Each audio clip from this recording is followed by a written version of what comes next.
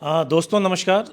आज हम पूर्वी उत्तर प्रदेश के मऊ जनपद की एक मुख्तलिफ सी तहसील ख़ास तहसील मोहम्मदाबाद गोहना में उपजिलाधिकारी अभिषेक गोस्वामी के साथ मौजूद हैं। दरअसल हुआ यह है कि गत दिवस तहसील क्षेत्र के चिड़ियाकोट थाना के अंतर्गत खाद्य सुरक्षा और औषधि प्रशासन ने उपजिलाधिकारी के निर्देशन में एक छेना के कारखाने पर विष्णु बघेल नामक छेना के कारखाने पर छापेमारी की प्रक्रिया पूरी की थी।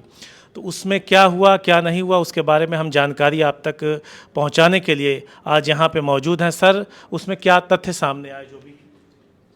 इसमें सेफोलाइड की मिक्सिंग पाई गई थी जो सफ़ेदी के लिए यूज़ की जाती है। मुख्य रूप से ये समस्या उसको लेकर ही थी। वह पदार्थ पूरे देश में लगभग बैन है और उस पदार्थ का प्रयोग खाद्य पदार्थों में वर्जित है। सर, आम लोगों से बातचीत करने पर ये एक आम धारणा बनी हुई है कि मीठे के नाम पर जो धड़ल्ले से जहर परोसा जा रहा है, इसमें संबंधित विभाग क्यों आंखें मूंदे रहता है, क्योंकि इस कार्रवाई के दौरान संबंधित क्षेत्र में मीठे की तमाम दुकानें बंद थीं। तो डर के मारे अगर बंद थीं तो क्यों शटर उनके गिरे हुए थे? अगर वो सही हैं, ज़्यादातर लोग सही हैं, तो ऐसे दुकानों को, प्रतिष्ठानों को बंद करने का क्या मकसद था? लगभग पिछले 1 महीने से लगातार हम ये दीपावली के त्यौहार के लिए मिठाइयों की जांच खाद्य विभाग के साथ और फूड सेफ्टी इंस्पेक्टर्स के साथ मिलकर कर रहे हैं।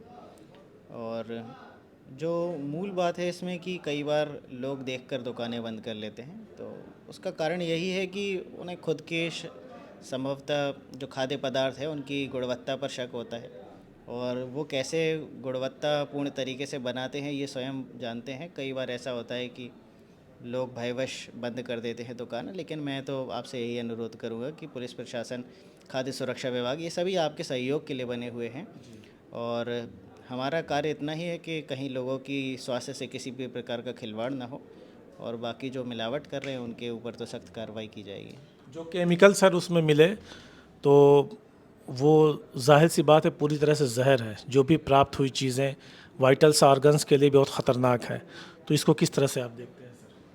कितना सीरियस? यह एक प्रतिबंधित केमिकल है। सामान्य भाषा में इसे सेफोलाइट के नाम से जाना जाता है और जीन्स इत्यादि जो गारमेंट इंडस्ट्री है उसमें प्रयोग किया जाता है।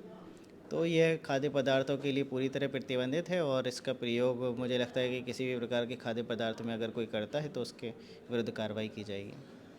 सर, आगे आगामी त्यौहार जो है दीपावली, ये त्यौहार भर नहीं है, एक भारतीयता का उत्सव है। तो अपने तहसील क्षेत्र में सर प्रशासन की क्या तैयारियां हैं? प्रशासन पूरी तरह से मुस्तैद है और सभी तरह की सूचनाएं एकत्रित कर ली गई हैं और लगातार लोगों से संपर्क बनाया गया है। हर जगह पुलिस प्रशासन मुस्तैदी से खड़ा हुआ है। जिस भी प्रकार की समस्याएं आएंगी उस हिसाब से उनका प्रत्युत्तर भी दिया जाएगा। किन बिंदुओं पर सर खास नज़र रहेगी? देखा देखा जा रहा है प्रायः कि पूरे मोहम्मदाबाद क्षेत्र में कहाँ कहाँ पर मेले इत्यादि का आयोजन होता है, कहाँ कोई रैलियाँ निकलती हैं, विशेष तौर पर खाद्य पदार्थों को लेकर या कोई भी ऐसी चीज़ जो लोगों के स्वास्थ्य को हानि पहुंचाए। पटाखे इत्यादियों की बिक्री लाइसेंस के आधार पर ही हो। दुकान जो पटाखे की है उन्हें लाइसेंस दिया गया है, कहीं आबादी के पास तो नहीं है।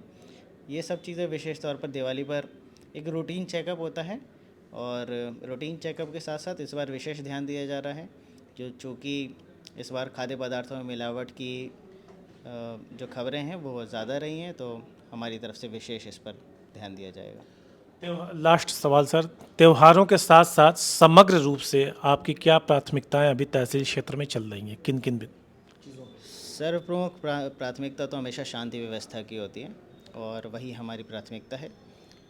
तहसील स्तर पर जो भी कार्य हमारे रहते हैं वो लंबित ना हो। मुख्यमंत्री जी के निर्देशन में जो भी कार्य दिए जाएं वो सभी सफलतापूर्वक संपन्न हो जाए और किसी भी चीज़ में कोई पेंडेंसी ना रहे, यही हमारी प्राथमिकता है। ठीक है सर, बहुत बहुत शुक्रिया सर।